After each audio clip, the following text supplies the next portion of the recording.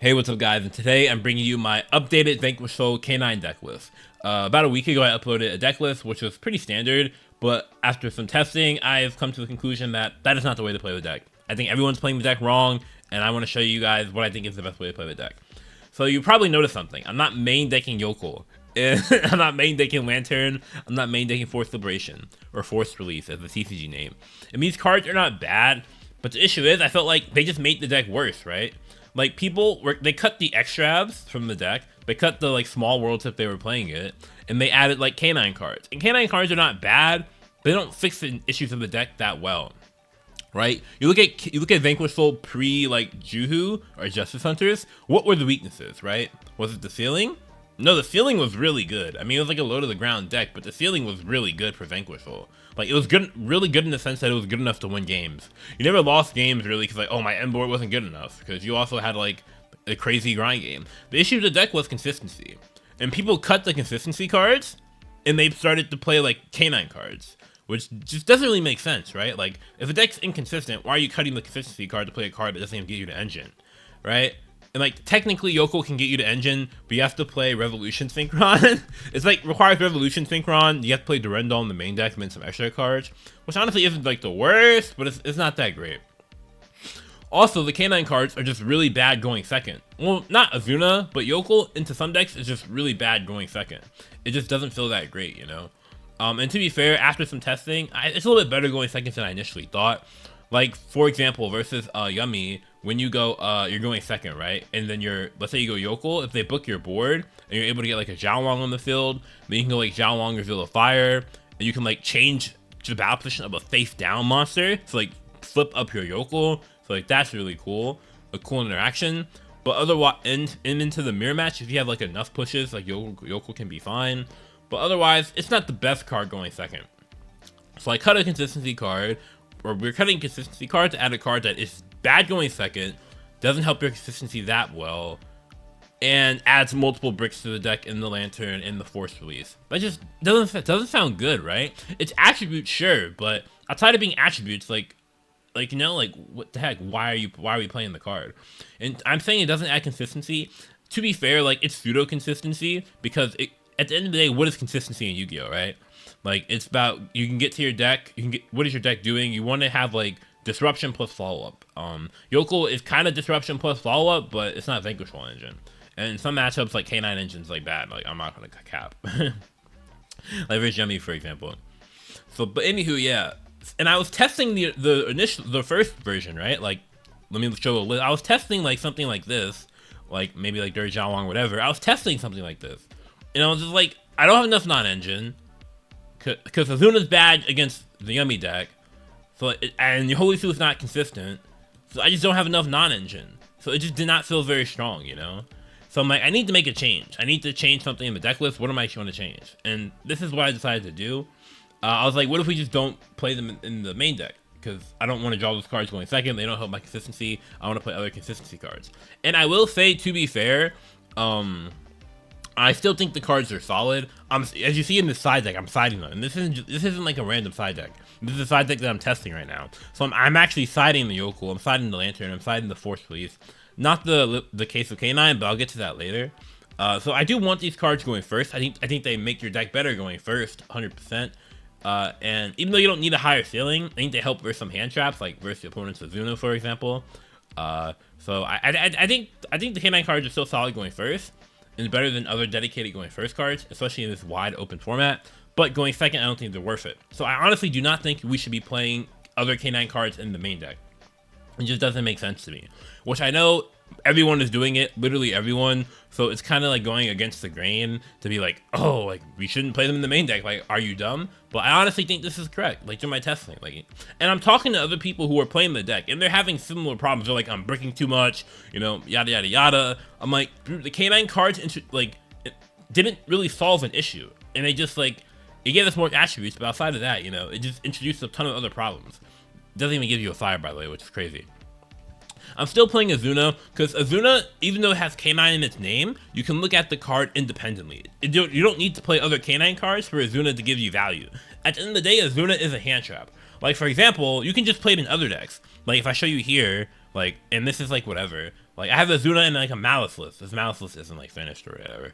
But yeah, like you can play Azuna in other decks. So you don't need to play Azuna specifically in the K9 deck. So I think like the card works independently, and obviously it's an attribute, although it's the worst attribute, like I'm not gonna lie. You'd rather have Fire Dark, it'd be like that sometimes. But anyway, yeah, so I'm still playing Azuna for that reason. I understand it is bad versus Yummy, but there isn't much better like non-engine for the main deck, and I think versus the other matchups, it's so strong that you want it. And then going first is still strong, even into Yummy, because a lot of Yummy players are like monster hand traps right now. So the Azuna still is going crazy. So this is what I think the best way to play the deck. So let me talk about some of the ratios. Starting off, a lot of the ratios are pretty much similar. 3 Raisin, 3 Mad Love, 3 Sacred Soul. Rhoda, I want consistency. 3 Extrav, 1 Prosperity. This could be 2 Extrav. Like in current format, I'm playing 2 Extrav. I'm not entirely like sure. There's also not really another card I want to play, but you could cut it for another non-engine, like maybe a 3rd Nibiru or something like that. Like the 3rd Extrav, it's not the end of the world. I didn't really do the exact math on it, because like doing the math is weird, because like Holy Suit isn't live 100% of the time. But yeah, 2 Xiaolong. I do think you want 2 Xiaolong for a lot of lines still, especially post side when I do side in the Yokel. But even the game ones, I do think 2 Xiaolong is nice, even though it does require a little bit of setup, so sometimes it can be a bit bricky. 1 Borger, 1 Caesar. I don't want to draw these cards.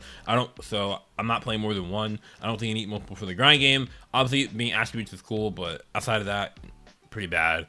Also, Perulia is seeing a lot of play, and these big guys kind of playing the Perulia. I'm already playing like 2 Xiaolong, so I don't want to play more cards. I'm playing to Perulia, 1 Field Spell, and 1 Trap. For the non-engine, I think Ash, Perulia, Fua, Holy Su, Azuna are the best non-engine spread into the format. Into the mirror match, I think these cards are 100% mandatory. Some people aren't playing Perulia. I think they're crazy. Perulia is by far the best hand trap in the mirror.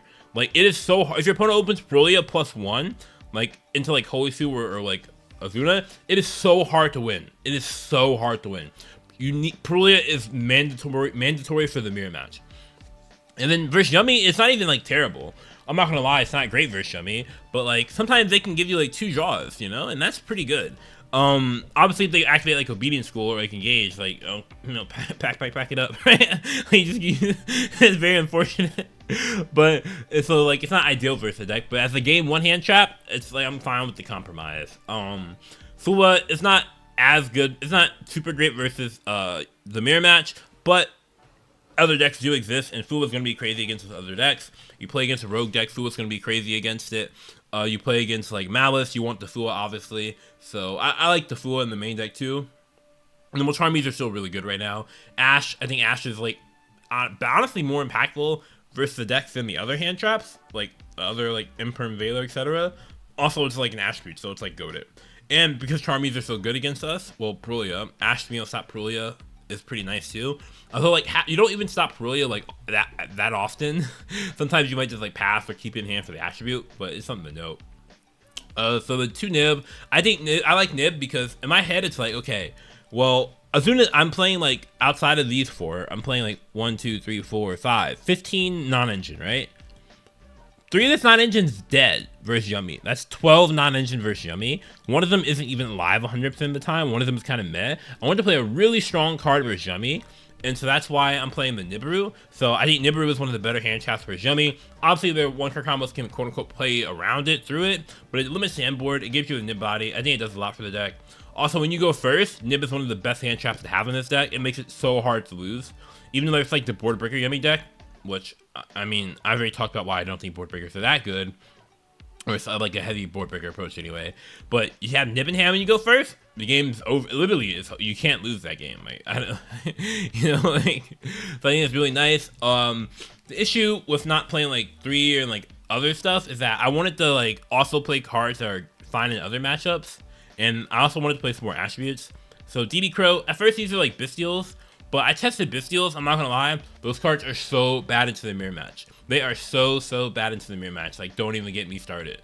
Like, I had games where I drew in theory like triple hand trap and I just lost to the mirror match. So I'm like, how did I lose while drawing triple hand trap? I was like, well, for starters, one of those hand traps was a Bystial, and then like, you know, like those cards are terrible. DD Crow isn't going to be insane every time, but I think it being able to potentially stop Lupus, they go link 1 add back stops that. I think it has like potential to be impactful sometimes, whereas like Bystials are going to be like I don't want to like curse, but like on the channel, don't want to get demonetized. But like they're like really bad like almost every single time against the deck. Bystial is gonna be slightly better against Yummy, although DB Crow is still okay because you can like crow like if you get into a grind game, you can crow the field spell, which is pretty cool. Sometimes you can like high roll, crow the minion target, or depending on what end board they end on, you can like crow like when they go like revive. But that's kind of like sus. But I think Crow's still okay. Bystials are definitely a little bit better against Yummy though. But I think Crow being better against the mirror match is like reason enough to play it. Against Mitsurugi deck, Crow's better. Honestly, Crow is just a better card. You know, if you like Molcharmy them, they don't go for a big board. Especially versus the heavy Rise variant, they go like Murakumo Pass, and they go like Tribute to Prayers. You can't Bystial because they don't have a control monster because they tributed the Murakumo with the Prayers. But you can like Crow that, you know, draw face shenanigans. Crow's better against, you know. So I think Crow's better versus Mitsurugi. And then versus Malice, it's like kind of the same. I mean, Bystials are technically better, but yeah. So that's my non-engine spread right now. But these E4 could easily be something else. But if you do make them something else, you should prioritize cards that you want versus the Yummy matchup.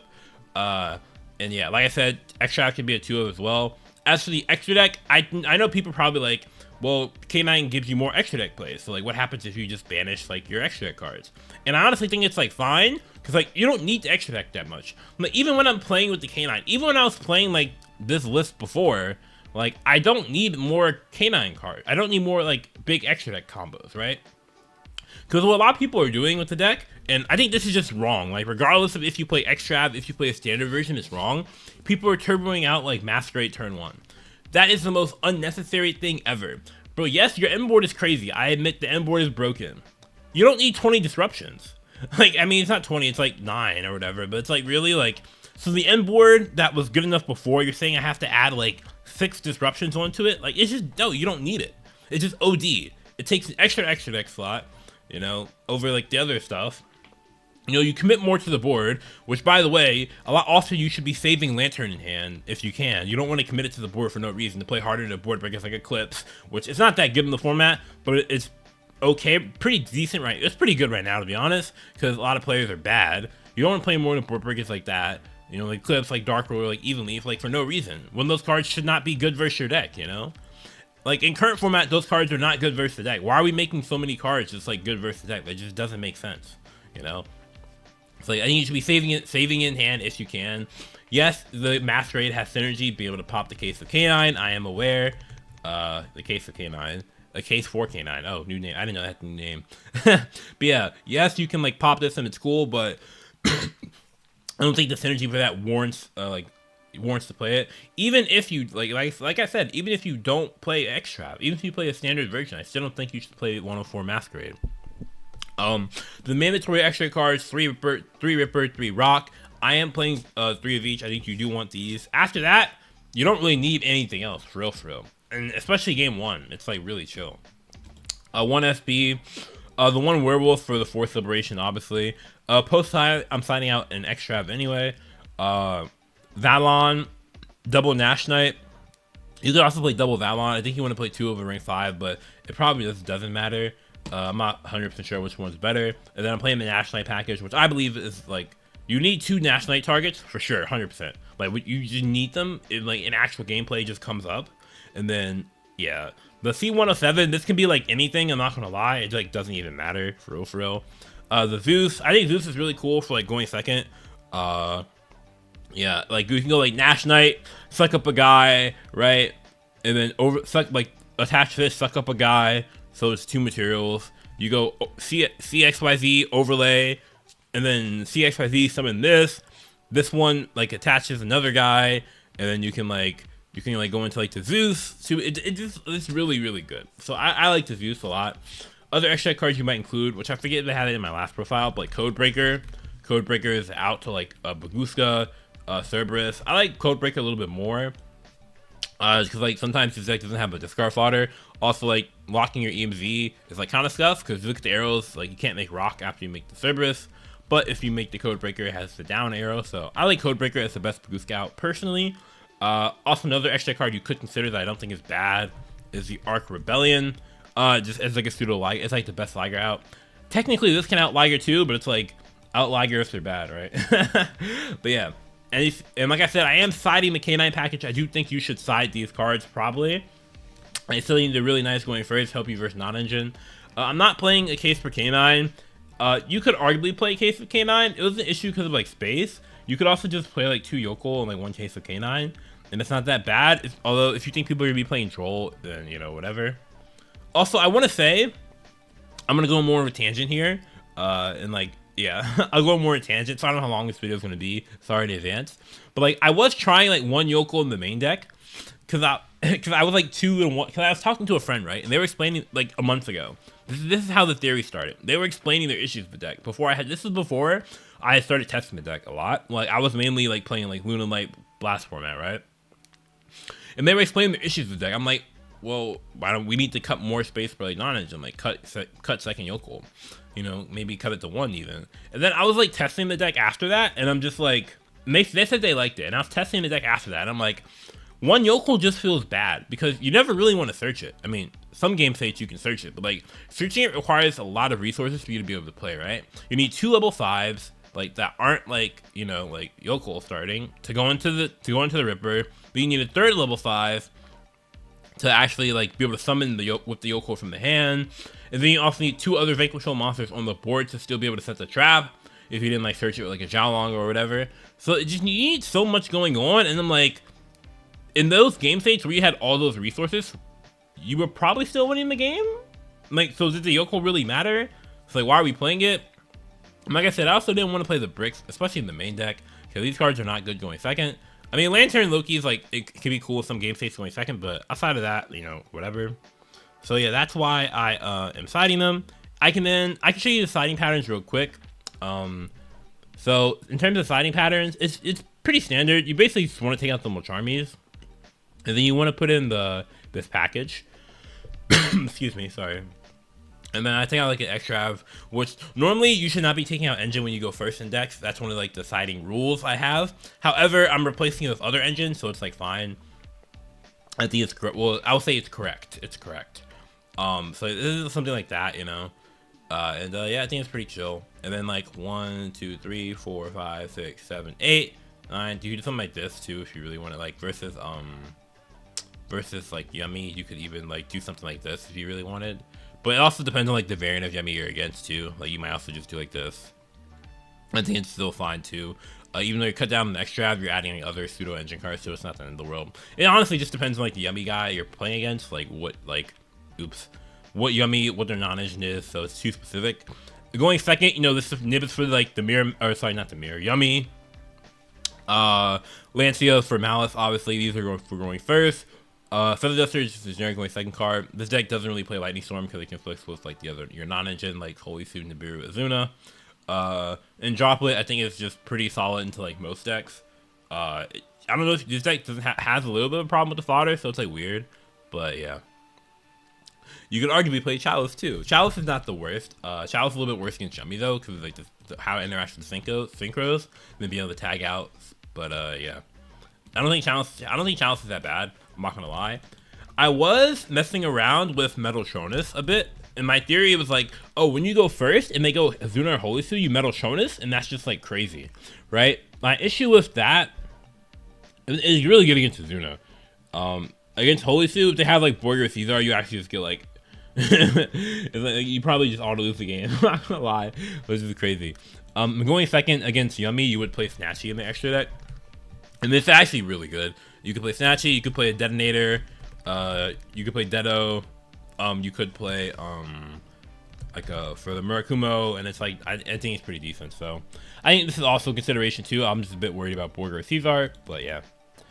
And then you would still have extra deck space. You'd probably just cut like something like that and play it, which is not that bad. But yeah, anywho, that's it for the deck profile. If you enjoyed, make sure to leave a like and subscribe down below. And yeah, listen to me ramble about my thoughts on the deck post Justice Hunters. Cause yeah, I mean, yeah, take care. Also, I just like ended the recording and then I realized I forgot to talk about something. So Small World is also another card that I was considering and still might be an option.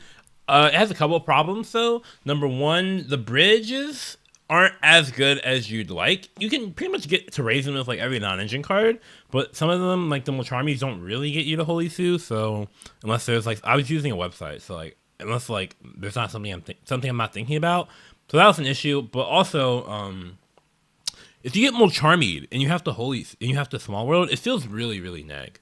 So that was also like an issue as well. Yeah, technically it has higher consistency, but the extra have is like felt better. Small World does have utility though, going second, be able to grab like Pankratops or Kurikara or Dogoron. And obviously, if you play Dogoron too, you can play like Hida, so you have like a Liger out consistently because nobody summons the Liger in defense, even though they should be. But yeah, I just want to talk about that. Small World is definitely another option instead of extras. But yeah, take care again.